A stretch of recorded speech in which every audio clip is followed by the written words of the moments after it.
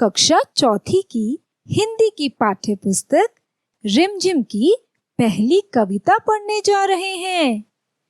इस कविता को शुरू करने से पहले मैं आपसे कुछ पूछना चाहती हूँ। बच्चों, जब बहुत गर्मी होती है और सूरज की चिलचिलाती धूप हम सबको परेशान करती है, ऐसे में हम सब आसमान की ओर देखते रहते हैं और किसी के आने का बेसब्री से इंतजार करते हैं। तो बताओ, भला कौन है वो? और हम ही नहीं, सभी पक्षी और पशु भी इसका इंतजार करते हैं। बूझो बूझो, बताओ। बिल्कुल सही, ये है बादल। तो आज की हमारी कविता है बादलों के ऊपर आधारित। कविता का नाम है मन के भोले भाले बादल और इस कविता के कवि हैं कल्पनाथ सिंह। तो आइए कविता शुरू करते हैं, लेकिन कविता शुरू करने से पहले थोड़ा सा कविता के बारे में जान लेते हैं। कवि ने इस कविता में बादलों के अनेक रूपों का वर्णन किया है।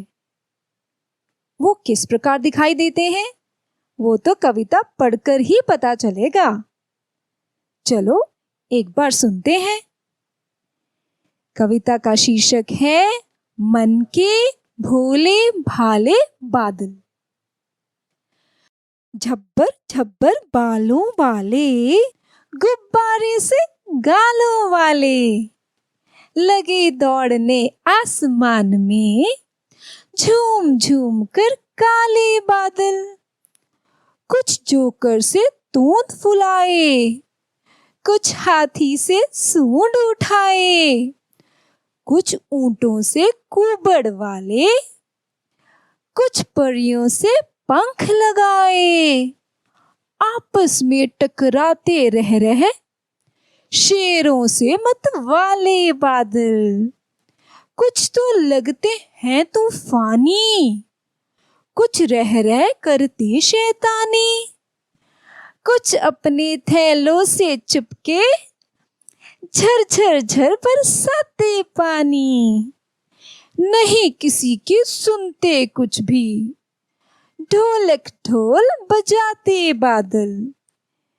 रह रह कर छत पर आ जाते, फिर चुपके ऊपर उड़ जाते। कभी कभी जिद्दी बन करके बाहर नदी नालों में लाते। फिर भी लगते बहुत भले हैं, मन के भोले भाले बादल। मजा आया? चलो तो फिर से एक बार मिलकर पढ़ते हैं। झब्बर झब्बर बालों वाले, गुब्बारे से गालों वाले, लगे दौड़ने आसमान में, झूम झूम कर काले बादल। कुछ जोकर से तोंद फुलाए, कुछ हाथी से सूंड उठाए, कुछ ऊंटों से कुबड़ वाले, कुछ परियों से पंख लगाए। आपस में टकराते रह रहे, शेरों से मतवाले बादल। कुछ तो लगते हैं तूफानी, कुछ रह रह करते शैतानी, कुछ अपने थैलों से चिपके, झर झर झर बरसाते पानी। नहीं किसी की सुनते कुछ भी, ढोलक ढोल बजाते बादल। रह रह कर छत पर आ जाते, फिर चुपके ऊपर उड़ जाते। कभी कभी जिद्दी बन करके बाढ़ नदी नालों में लाते। फिर भी लगते बहुत भले हैं, मन के भोले भाले बादल। तो बच्चों, आया मजा? देखा, कवि ने कविता में बादलों के अनेक रूपों के बारे में बताया। कभी वो कहता है कि बादलों के बाल घने और घुंघराले दिखाई देते हैं। कवि को बादलों के गाल गुब्बारों जैसे दिखाई देते हैं। कई बार तो उसको बादलों में हाथी की सूंड, जोकर की मोटी तोंद, ऊंट का कुबड़ और परियों के पंख भी दिखाई देते हैं। आपको भी दिखाई देते होंगे ना आसमान में ऐसे आकार। जब हम एक टक लगा के बादलों को देखते हैं, निहारते हैं, हमें भी कितने सारे आकार नजर आते हैं।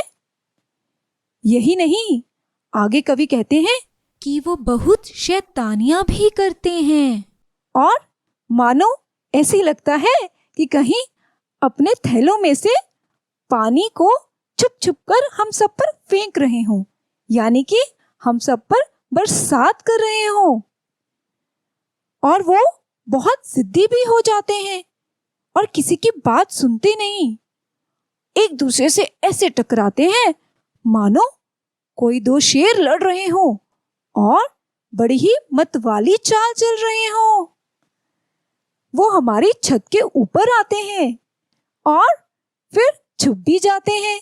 कभी कभी जब बादल अपनी जिद पर या हठ पर अड़ जाएं, तो नदी नालों में बाढ़ ले आते हैं। भला कैसे? बहुत तेज वर्षा करके।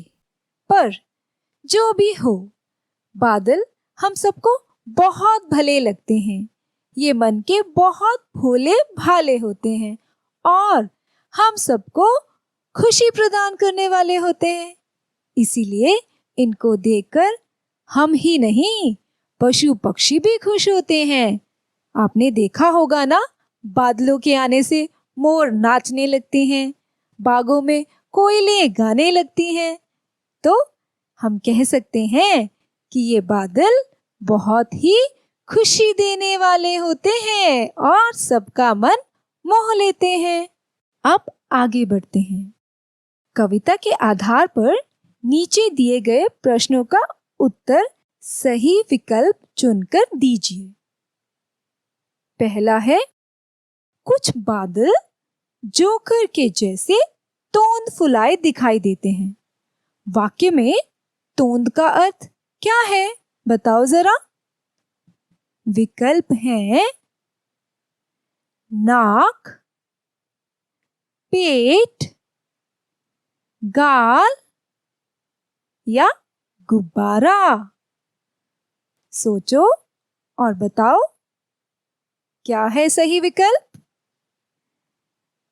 बिल्कुल सही, ये है दूसरा उत्तर, पेट। तोंद का अर्थ है पेट। आगे बढ़ते हैं। आसमान में बादल टकराते हुए किस प्रकार लगते हैं? पहला विकल्प है शेर के जैसे, दूसरा भालू के जैसे, तीसरा हाथी के जैसे, चौथा बैल के जैसे। हमने कविता में पढ़ा है ना, तो बताइए टकराते हुए किस प्रकार लगते हैं? उत्तर दीजिए। बिल्कुल सही, शेर के जैसे। पहला विकल्प सही है। अगला, बादल अपने थैलों में से क्या बरसाते हैं? ये तो हम सबको पता चल ही गया होगा अब तक। विकल्प सुनेंगे? सुनिए। पहला विकल्प है शहद, दूसरा पानी, तीसरा अमृत, चौथा मोती। तो बताओ क्या बरसाते हैं? बोलो। बिल्कुल सही, दूसरा विकल्प यानी कि पानी बरसाते हैं। आगे बढ़ते हैं। चौथा प्रश्न है, बादल जिद्दी बनकर क्या लाते हैं? विकल्प हैं पहला तूफान, दूसरा बर्फबारी, तीसरा बाढ़, चौथा हल्की बरसात।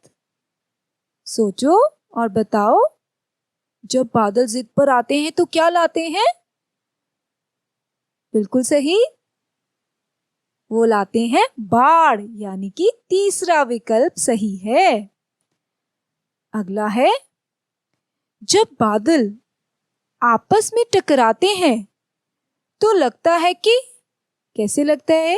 विकल्प सुने, कि जैसे ढोल बज रहे हो, दूसरा बांसुरी बज रही हो, शंख बज रहा हो या सितार बज रहा हो। बताओ, शाबाश, क्या आना चाहिए? बिल्कुल सही, जैसे कि ढोल बज रहे हो। मुझे आशा है आप सबको ये गतिविधि खूब मन भाई होगी। आगे बढ़ते हैं। तुक मिलने वाले शब्द। कविता में बहुत सारे ऐसे शब्द हैं जिनकी तुक आपस में मिलती है। आप दिए गए शब्दों के आगे उनके जैसे तुक मिलने वाले शब्दों को लिखें। पहला शब्द है फुलाए, और फुलाए के दो ऐसे शब्द बनाओ जिनकी तुक फुलाए से मिलती हो। उदाहरण के तौर पर पहला आपके लिए मैंने कर दिया है। पहला है उठाए, फुलाए की तुक मिलती है उठाए से। और भी ऐसे ढूंढें और खुद से बनाएं। दूसरा शब्द है तूफानी, इसकी भी तुक मिलाएं और लिख डालें। और तूफानी के जैसे दो शब्द आपको और लिखने हैं। अगला है जाते, बनाए तुक और लिखें। अगला है बालों, ढूंढो कविता में से और खुद भी बनाओ, लिखो, शाबाश। अब आगे चलते हैं एक और गतिविधि की ओर।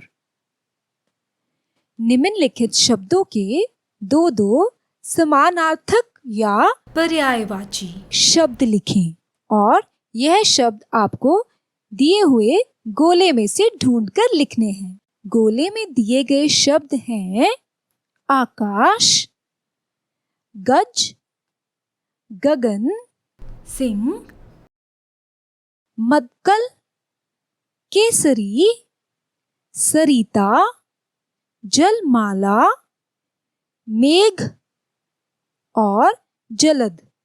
और जिन शब्दों के पर्यायवाची हमें लिखने हैं उनमें पहला शब्द है आसमान। अब ढूंढो आसमान के मिलते जुलते शब्द जिनका मतलब आसमान हो। गोले में से छांटो और लिखो, शाबाश, लिखो। उत्तर है आकाश और गगन। दूसरा शब्द है शेर। ढूंढो गोले में से ऐसे दो शब्द जिनका अर्थ हो शेर। ढूंढो, बिल्कुल सही, उत्तर है सिंह और केसरी। अगला शब्द है हाथी। हाथी के समानार्थक ढूंढिए। देखिए गोले में से निकालिए वह शब्द, शाबाश। वह शब्द है गज और मदकल। अगला शब्द है नदी। नदी के पर्यायवाची ढूंढिए। देखिए गोले में से दिए गए शब्दों को,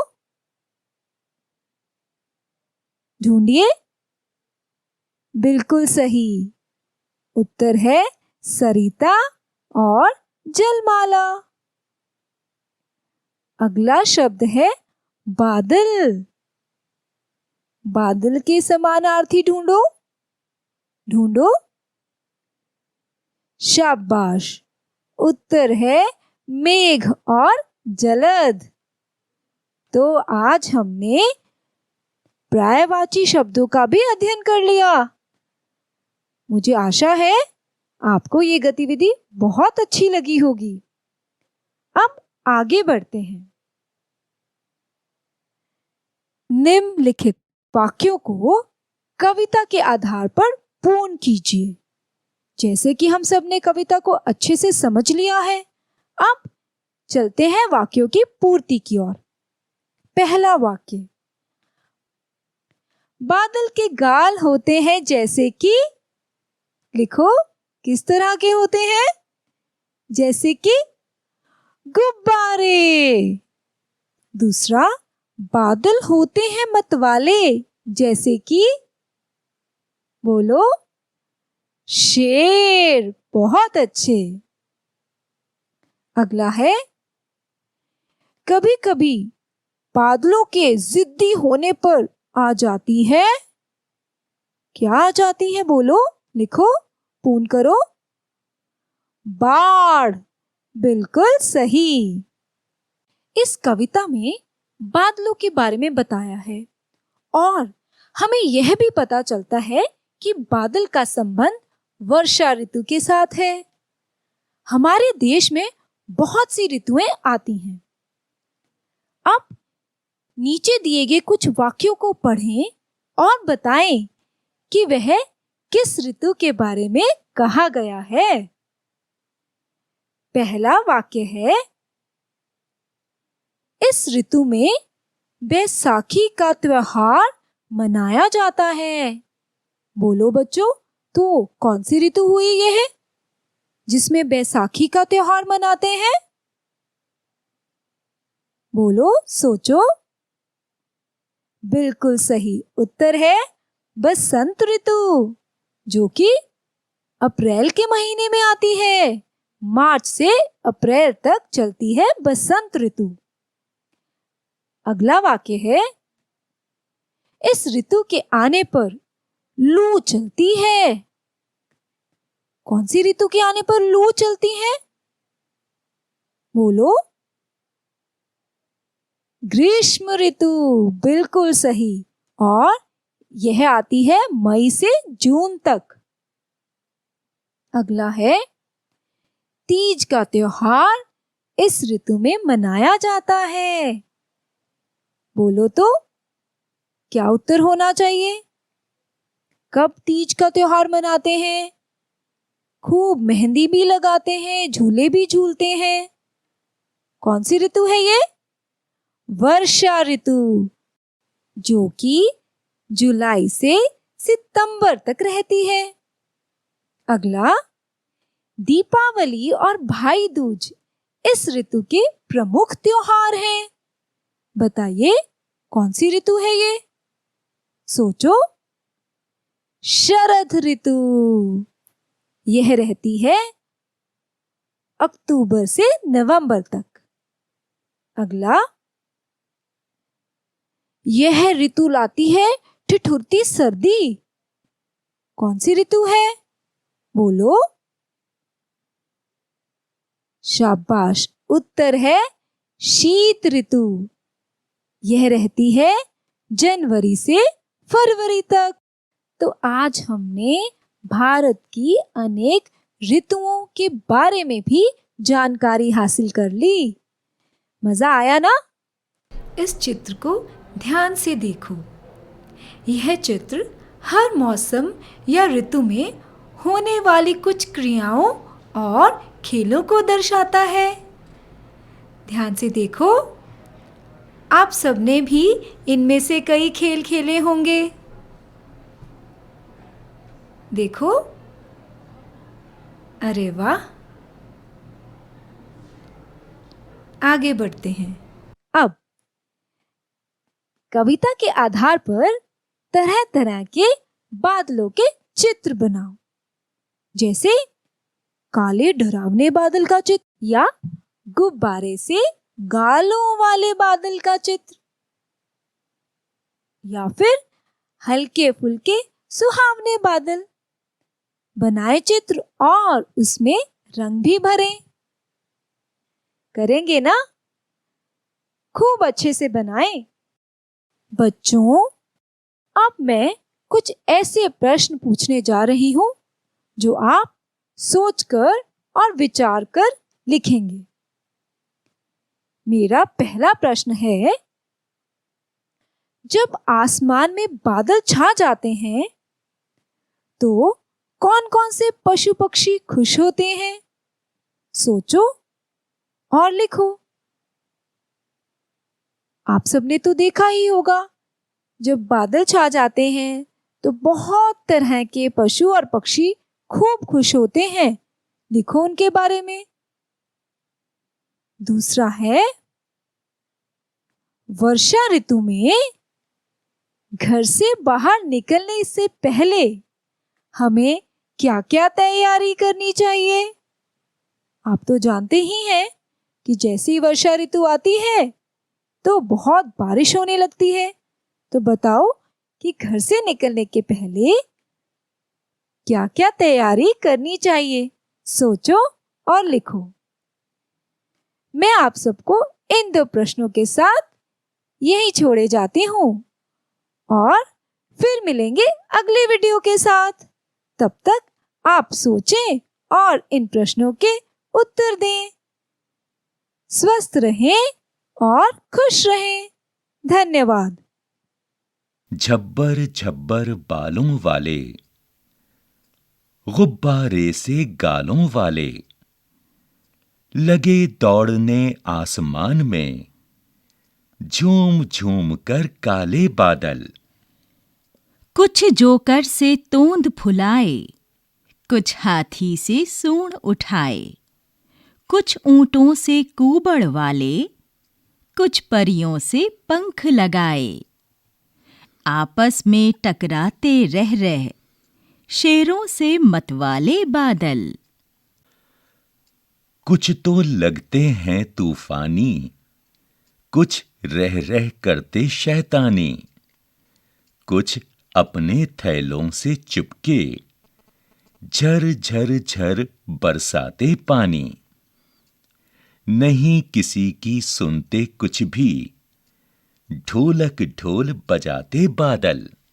रह रह कर छत पर आ जाते, फिर चुपके ऊपर उड़ जाते। कभी कभी जिद्दी बन करके बाढ़ नदी नालों में लाते। फिर भी लगते बहुत भले हैं, मन के भोले भाले बादल।